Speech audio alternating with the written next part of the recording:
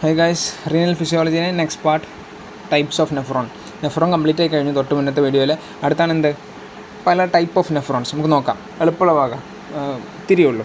Okay, രണ്ട് type of നെഫ്രോൺസിൻ്റെ തുടക്കം മുതലേക്ക് കേൾക്കണം. കോർട്ടിക്കൽ നെഫ്രോൺ, അതുപോലെ juxtamedullary nephron. Okay, juxtamedullary nephron ഏതൊക്കെ നെഫ്രോണാണ്? കോർട്ടിക്കൽ നെഫ്രോണും അതുപോലെ ജക്സ്റ്റാ മെഡുലറി നെഫ്രോൺ.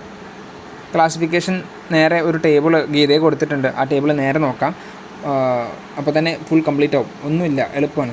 ഇനി കോർട്ടിക്കൽ നെഫ്രോൺസ് നോക്കുമ്പോൾ നമ്മുടെ നോർമൽ ഒരാളുടെ കിഡ്നി എടുത്തു കഴിഞ്ഞാൽ മെജോറിറ്റി ആരുണ്ടാവുക? കോർട്ടിക്കൽ നെഫ്രോൺസ് ഉണ്ടാവുക. 80-85% ഓഫ് എ നെഫ്രോൺ ഏതാണ്?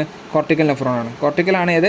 80-85% ഏതാണ്? കോർട്ടിക്കലാണ്. അപ്പം ജക്സ്റ്റാ മെഡുലറിൽ എത്ര ഉണ്ടാവുള്ളൂ? It constitute only 15-20% of nephrons. അവൻ വെറും 15 മുതൽ 20% വരെ ഉള്ളൂ. ഈവൻ അതായത് കോർട്ടിക്കൽ നെഫ്രോൺ എത്ര ഉണ്ടാവുക? 80-85% ഉണ്ടാവുക. ഓക്കെ, ഇനി അടുത്തത് കോർട്ടിക്കൽ നെഫ്രോൺസിൻ്റെ പ്രത്യേകത എന്താ വെച്ചാൽ അവന് ലൂപ്പ് ഓഫ് ഹെൻലി എന്തായിരിക്കും? ഷോർട്ടായിരിക്കും. It has a short loop of Henle that penetrate only into the superficial region of medulla. മെഡുല്ലേൻ്റെ സൂപ്പർഫിഷ്യൽ റീജനിലേക്ക് മാത്രമേ എന്തുണ്ടാവുള്ളൂ? ഈ പറഞ്ഞ കോർട്ടിക്കൽ നെഫ്രോൺസിൻ്റെ ലൂപ്പ് ഓഫ് ഹെൻലി ഉണ്ടാവുള്ളൂ. അത് ഈ ഡയഗ്രം നോക്കിയാൽ മനസ്സിലാവും. ഈ ഡയഗ്രം നോക്കൂ. ഈ ഡയഗ്രത്തിൽ കാണും ഈ മുകളിൽ കൊടുത്തിരിക്കുന്നത്, അതായത് ഇയാളാണ് ആര്? Cortical nephron. ഇതാണ് ആര്? ജക്സ്റ്റാ മെഡുലറി നെഫ്രോൺ. കണ്ടില്ലേ? ഇവിടെ എഴുതിയിട്ടുണ്ട്. ഇത് കോർട്ടിക്കലും ഇത് ജക്സ്റ്റാ മെഡുലറി. അപ്പോൾ ഇവിടെ കോർട്ടക്സ് എന്നും മെഡുല്ല എന്നും ക്ലാസിഫൈ ചെയ്തിട്ടുണ്ട്. കണ്ടില്ലേ? അപ്പം ഇവിടെ തന്നെ മനസ്സിലാവും ഈ കോർട്ടിക്കൽ നെഫ്രോൺസിൻ്റെ ലൂപ്പ് ഓഫ് ഹെൻലി എങ്ങോട്ടേക്ക് എക്സ്റ്റെൻഡ് ചെയ്യുന്നില്ല? മെഡുല്ലയിലേക്ക് വല്ലാണ്ട് പോകുന്നില്ല. പക്ഷേ ഇവൻ്റെ അങ്ങനെയാണോ? കംപ്ലീറ്റ്ലി ഉള്ളിലേക്ക് പോകുന്നില്ലേ? ഓക്കെ, അതാണ് അവൻ്റെ പ്രൈമറി ഡിഫറൻസ്. ആ ഒരു ഡിഫറൻസ് മാത്രമേ ഇവിടെ പറയാനുള്ളൂ.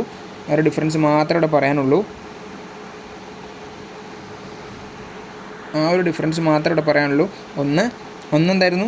It has a short loop of Henle that penetrate only into the superficial region of medulla. മെഡുല്ലേൻ്റെ സൂപ്പർഫിഷ്യൽ റീജനിലേക്ക് മാത്രം ഒതുങ്ങി പോകുന്ന ഒരു ലൂപ്പ് ഓഫ് ഹെൻലിയാണ് ആർക്കുള്ള? കോർട്ടിക്കൽ നെഫ്രോൺസിൽ. മറിച്ച് അവനെങ്ങനെയാണോ? ജക്സ്റ്റാ മെഡുലറി എങ്ങനെ നോക്കി? Long loop of Henle that stretch through the medulla almost to the renal papilla. Long loop of Henle that stretch through the medulla almost to the renal papilla. Renal papilla നമ്മൾ പറഞ്ഞില്ലേ, ഒരുപാട് കളക്റ്റിൻ duct open ചെയ്യാനാണ് എന്ത്? Renal papilla.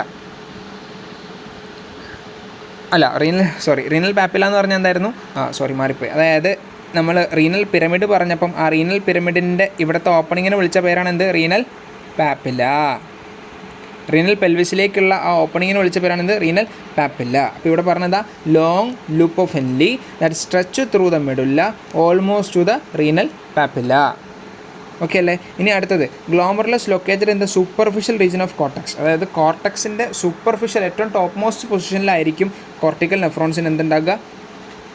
ഗ്ലോമർലസ് ഉണ്ടാവുക. മറിച്ച് juxtamedullary ആകുമ്പോൾ എന്താ? Glomerulus is the deeper part of the കോർട്ടക്സിന് ഏറ്റവും അടിഭാഗത്തായിരിക്കും ഉണ്ടാവുക and close to the renal മെഡുല്ലയോട് ചേർന്നും ഉണ്ടാവും.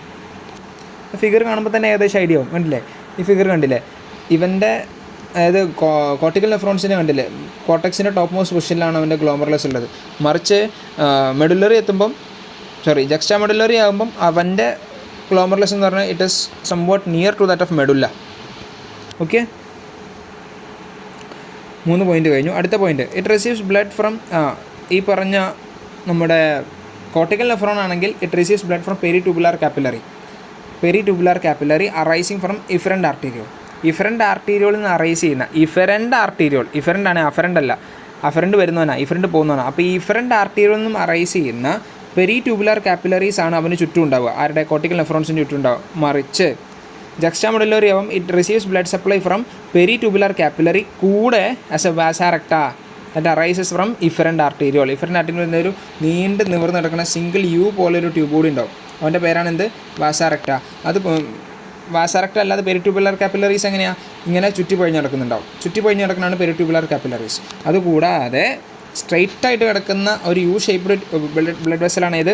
വാസാറക്ട. അതെവിടെയാണ് കാണുള്ളൂ? ജക്സ്റ്റാ മെഡുലറിയിലേ കാണുള്ളൂ. ഓക്കെ അല്ലേ? ഇനി അടുത്ത പോയിൻ്റ് എന്താ? ഇതാണ് നേരത്തെ തൊട്ട് മുന്നത്തെ വീഡിയോയിൽ നമ്മളൊരു കൺഫ്യൂഷൻ ഉണ്ടാക്കി വെച്ച സാധനമാണിത്.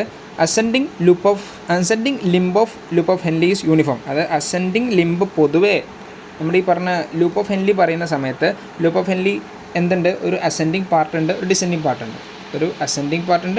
താഴത്തേക്ക് ഇറങ്ങുന്ന ഡിസെൻഡിങ് പാർട്ടുണ്ട്, മുകളിലേക്ക് അസെൻഡിങ് പാർട്ടുണ്ട്. ഇത് ഡിസെൻഡിങ്ങും ഇത് അസെൻഡിങ്ങും ആണല്ലോ അല്ലേ? നോർമലി അസെൻഡിങ് ലിംബ് നമ്മളൊരു ക്ലാസിഫിക്കേഷൻ പറയാറുണ്ട്, തിൻ അസെൻഡിങ് ലിംബെന്നും തിക്ക് അസെൻഡിങ് ലിംബെന്നും. ഓക്കെ അല്ലേ?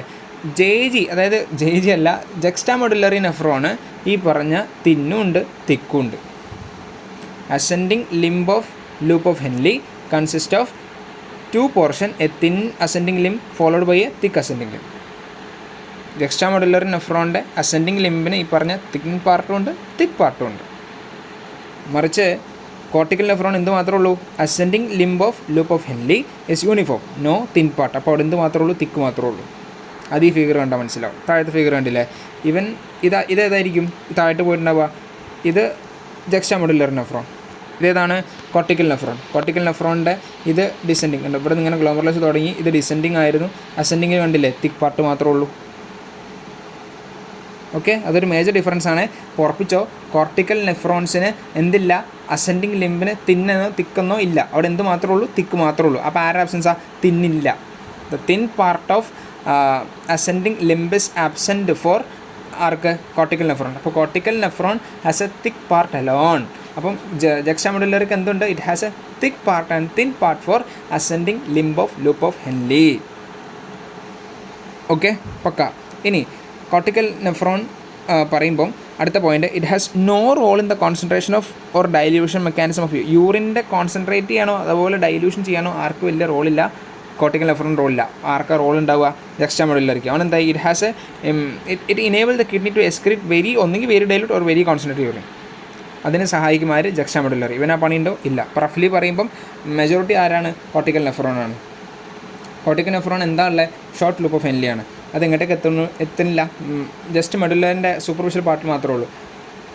അതുപോലെ തന്നെ കോർട്ടിക്കൽ നെഫ്രോണിൻ്റെ ഗ്ലോമർലെസ് എവിടെയാണ്? ടോപ്പ് മോസ്റ്റ്, അതായത് കോർട്ടക്സിൻ്റെ ടോപ്പ് മോസ്റ്റ് പൊസിഷൻ തുടങ്ങും. പിന്നെ ഇവൻ എവിടെ നിന്നൊക്കെ ബ്ലഡ് സപ്ലൈ വരും? പെരി ട്യൂബുലാർ കാപ്പിലറി മാത്രം. ആ സെറക്റ്റ് ഉണ്ടോ? ഇല്ല. പിന്നെ അതുപോലെ തന്നെ അസെൻഡിങ് ലൂപ്പ് ഓഫ് ഹെൻലി എങ്ങനെയാണ്? യൂണിഫോമാ. ഏത് മാത്രമേ ഉള്ളൂ? തിക്ക് പാർട്ട് മാത്രമേ ഉള്ളൂ. തിന്നുണ്ടോ? ഇല്ല.